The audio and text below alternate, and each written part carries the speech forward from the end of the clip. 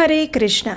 दिवाली का उत्सव सभी के जीवन को खुशियों से भरने वाला पर्व है। बच्चों से लेकर बुजुर्ग तक सभी आनंद पूर्वक इस पर्व को मनाते हैं। बच्चे पटाखे फोड़कर इस पर्व को मनाते हैं तो बूढ़े लोग बच्चों के साथ बच्चे बनकर इस त्योहार का आनंद लेते हैं। साथ ही इस त्योहार में धार्मिक कार्य, पूजा आराधना भी आवश्यक होती है। कार्तिक मास के कृष्ण पक्ष में आने वाला ये पर्व 5 दिनों तक चलता है। कार्तिक मास के कृष्ण पक्ष की त्रयोदशी से आरंभ होकर कार्तिक मास के शुक्ल पक्ष की द्वितीया तक। धन त्रयोदशी से आरंभ होकर भैया दूज के दिन ये पर्व चलता है। दिवाली के समय 3 दिन अर्थात चतुर्दशी, अमावस्या और प्रतिपदा के दिन अभ्यंग स्नान का भी अत्यधिक महत्व बताया गया है। चतुर्दशी के दिन अभ्यंग स्नान सर्वाधिक महत्वपूर्ण होता है, जिसे नरक चतुर्दशी के नाम से भी जाना जाता है। इस दिन अभ्यंग स्नान करने से व्यक्ति को नरक यातना भुगतने से बच जाता है। इस अभ्यंग स्नान में उपटन के लिए तिल के तेल का उपयोग करना चाहिए और ये स्नान हमेशा चंद्रोदय के समय, लेकिन सूर्योदय से पूर्व चतुर्दशी तिथि के समय किया जाता है। नरक चतुर्दशी को छोटी दिवाली, रूप चतुर्दशी और रूप चौदश भी कहा जाता है। ये वही दिन है जब भगवान श्री कृष्ण ने नरकासुर नामक महादैत्य का वध किया था और 16,100 रानियों को उसके बंधन से मुक्त करवाया था। इसलिए हम भगवान श्री कृष्ण के विजय दिन के रूप में भी इस नरक चतुर्दशी के व्रत को मनाते हैं। तो चलिए इस पवित्र दिन की कथा का श्रवण करते हैं। ऐसा कहा जाता है कि जो भी मनुष्य इस कथा का श्रवण करता है और अंत तक पूर्ण कथा श्रवण करता है, उसे सभी नरक की यातनाओं से हमेशा के लिए मुक्ति मिल जाती है। उसके पूर्व पाप कर्मों का नाश हो जाता है और इस कथा का वर्णन हमें श्रीमद् भागवतम पुराण से प्राप्त होता है। एक समय भौमासुर नामक दैत्य ने अपने बल पर इंद्रदेव और सभी देवताओं को स्वर्ग से निकालकर बाहर कर दिया था। उनके सभी अधिकार छीन लिए थे और यहाँ तक कि उसने इंद्रदेव का वरुण छत्र, माता अदिति के कुंडल और देवताओं के मंदार पर्वत को भी चुरा लिया था। इस प्रकार भौमासुर के अत्याचारों से त्राहिमाम होकर देवराज इंद्र ने भगवान श्री कृष्ण को भौमासुर द्वारा किए गए सभी कार्यों से अवगत करवाया। तब भगवान श्री कृष्ण ने इंद्रदेव की व्यथा सुनकर अपनी पत्नी सत्यभामा के साथ गरुड़ पर सवार हो गए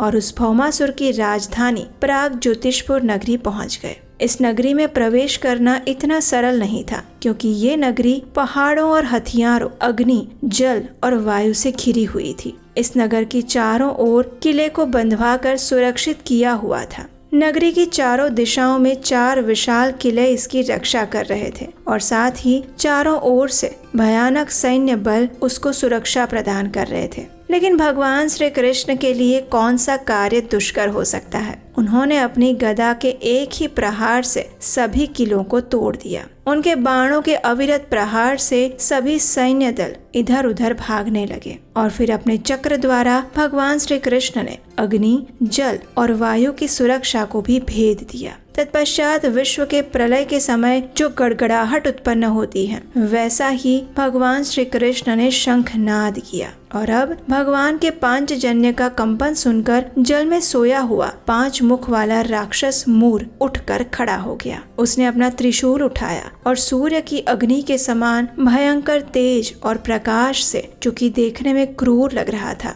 और उसे देखकर ऐसा लग रहा था कि मानो उसने 5 मुखों से तीनों लोगों को निगल लिया होगा, उसके ऊपर भगवान ने आक्रमण किया। जिस प्रकार तार्क्ष्य पुत्र गरुड़ सांप पर आक्रमण करता है, उसी प्रकार भगवान ने भी उस पर आक्रमण किया। उस असुर मूर ने अपना त्रिशूल घुमाकर अपने 5 मुखों से ऐसी गर्जना करते हुए पूरी शक्ति से गरुड़ पर प्रहार किया, जिससे सभी दिशाएं, पृथ्वी, आकाश और अंतरिक्ष गूंज उठे। भगवान कृष्ण ने 2 बाणों से गरुड़ पर उड़ते हुए त्रिशूल को 3 टुकड़ों में तोड़ दिया और फिर राक्षस ने क्रोध में आकर अपनी गदा गरुड़ पर फेंकी। युद्ध के मैदान में उस पर उड़ते हुए उस गदा को भगवान श्री कृष्ण ने अपनी गदा से हजारों टुकड़ों में तोड़ दिया। लेकिन जब वो दूसरी बार अपनी भुजाएं उठाकर उस पर आगे बढ़ा तो भगवान श्री हरि ने अपने चक्र से उसके सिर को काट दिया और उसके कटे हुए सिर पानी में गिर गए। जैसे ही उसके 7 पुत्रों को इस बात का पता चला तो उसके 7 पुत्र अपने पिता की मृत्यु से अत्यंत दुखी हुए और तब भौमासुर के उकसाने पर ताम्र, अंतरिक्ष, श्रवण, विभावसु, वसु, नभस्वान और 7वें पुत्र अरुण ने अपने अपने अस्त्र शस्त्र उठाकर अपने सेनापति के नेतृत्व में युद्ध भूमि में आगे बढ़ गए। उन्होंने आक्रमण करते समय अजेय पर क्रोध पूर्वक तलवार, गदा, भाले, शंख और त्रिशूल का प्रयोग किया,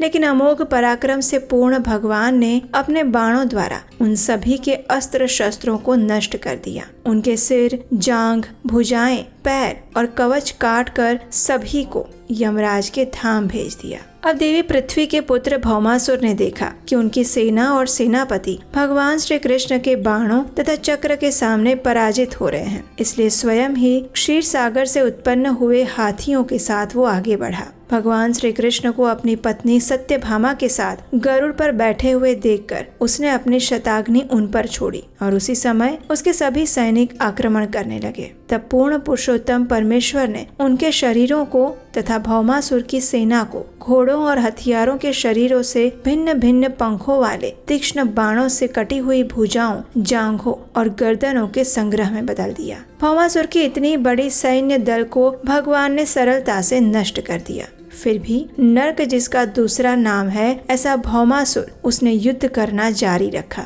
भौमासुर ने अपनी सेना को गरुड़ के प्रहार से पीछे हटते देखकर आश्चर्यचकित होकर उस पर भाले से प्रहार किया, लेकिन वो उससे इतना विचलित नहीं हुआ। और तब भौमासुर ने अपने प्रयासों से निराश होकर अच्युतम भगवान को मारने के लिए अपना त्रिशूल उठाया, किंतु प्रहार करने से पहले ही भगवान ने अपने चक्र की तीक्ष्ण धार से हाथी पर बैठे हुए नर्क का सिर काट दिया और वो सिर, जिसमें कुंडल और सुंदर मुकुट की चमक थी, वो अब भूमि पर गिर पड़ा था। ये देखकर सभी ऋषि मुनि और देवताओं ने भगवान श्री कृष्ण की जय जयकार करनी आरंभ की। पुष्प मालाओं से भगवान का उन्होंने सम्मान किया और उसी समय माता पृथ्वी ने भगवान श्री कृष्ण के पास जाकर तेजस्वी रत्न और जगमगाते हुए स्वर्ण कुंडल तथा वन पुष्पों की वैजयंती माला भेंट अर्पित की। माता पृथ्वी ने वरुण का छत्र और महान मणि मंदराचल का शिखर वापस कर दिया और भक्ति पूर्वक मन देवी ने हाथ जोड़कर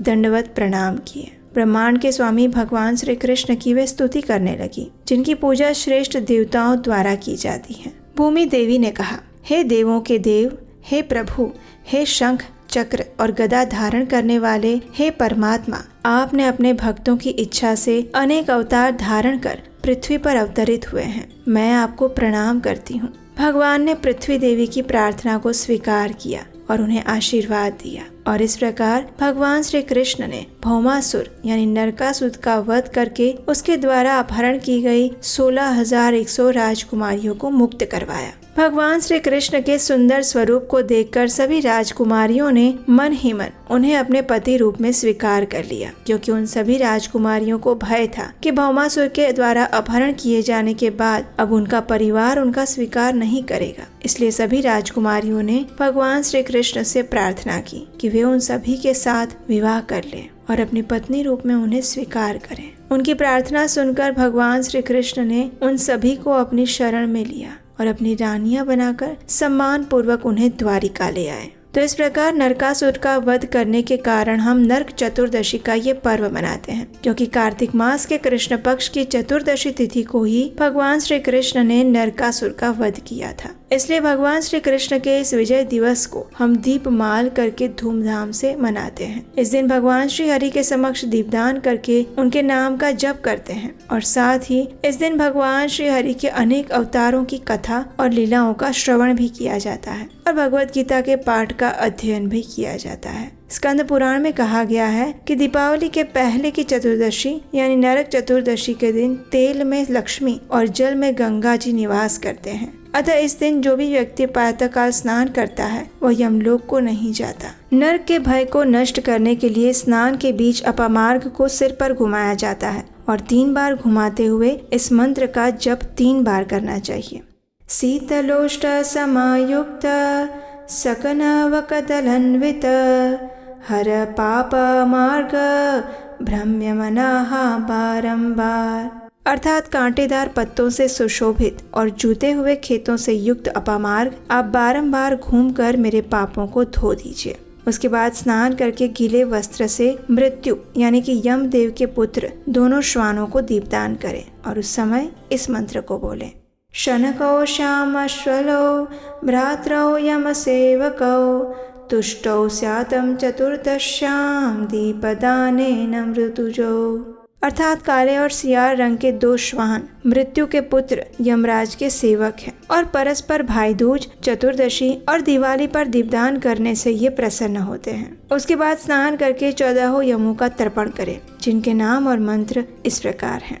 यमया धर्मराजाय मृत्यवे चंतकाय च वैवस्वतया कालाय सर्वभूतक्षय च औदुम्बराय दधनै नीलय परमेष्ठि वृकोदाराय चित्राय चित्रगुप्ताय ते नमः।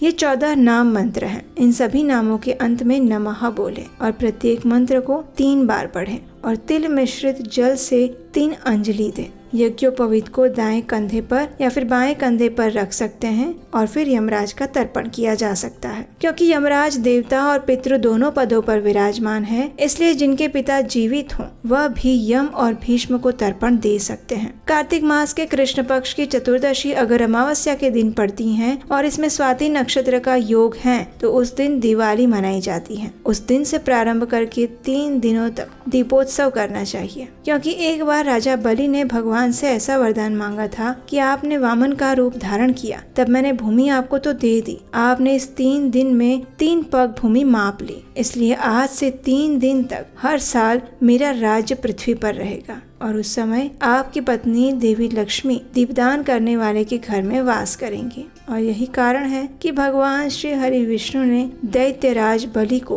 कार्तिक कृष्ण पक्ष की चतुर्दशी के दिन यही सम्मान दिया था। अतः इन 3 दिनों में यहाँ सर्वत्र उत्सव मनाया जाना चाहिए। देवी महारात्रि चतुर्दशी की रात को मनाई जाती है, इसलिए जो पुरुष शक्ति की पूजा करते हैं उन्हें चतुर्दशी अवश्य मनानी चाहिए। क्योंकि भगवान सूर्य तुला राशि में स्थित है, इसलिए चतुर्दशी और अमावस्या की शाम को व्यक्ति को हाथ में मशाल लेकर, दीपक लेकर पितरों को मार्ग दिखाना चाहिए। कार्तिक मास में चतुर्दशी आदि 3 तिथियां दीपदान के लिए अत्यंत उत्तम दिवस मानी गई हैं। तत्पश्चात अमावस्या की सुबह स्नान करके भक्ति पूर्वक भगवान श्री हरि विष्णु की पूजा करें और उन्हें प्रणाम करके अपने पितरों के मोक्ष के लिए प्रार्थना करनी चाहिए। इस प्रकार विधि विधान के साथ हमें नरक चतुर्दशी का पर्व मनाना चाहिए। दीपक प्रज्वलित करके भगवान श्री हरि की पूजा आराधना करनी चाहिए। उनके पवित्र नाम का जप करते हुए इस दिन को व्यतीत करना चाहिए और इस दिन हमें अधिक से अधिक समय भगवान श्री हरि की पूजा आराधना में लगाना चाहिए।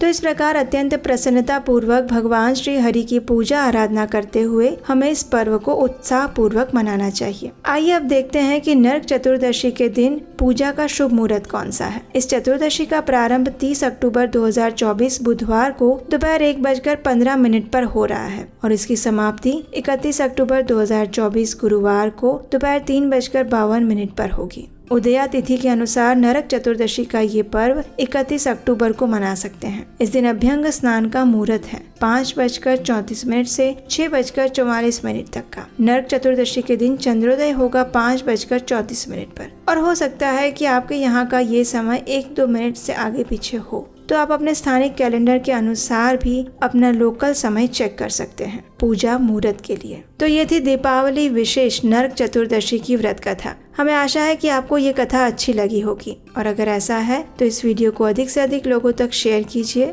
और अपने मित्रों तथा परिवारजनों को भी भेज दीजिए। ऐसे सुंदर प्रमाणभूत पावन कथाओं को सुनते रहने के लिए आपके अपने इस चैनल को याद से सब्सक्राइब करके रख लीजिए और हम आपसे मिलेंगे बहुत जल्द। हरे कृष्णा।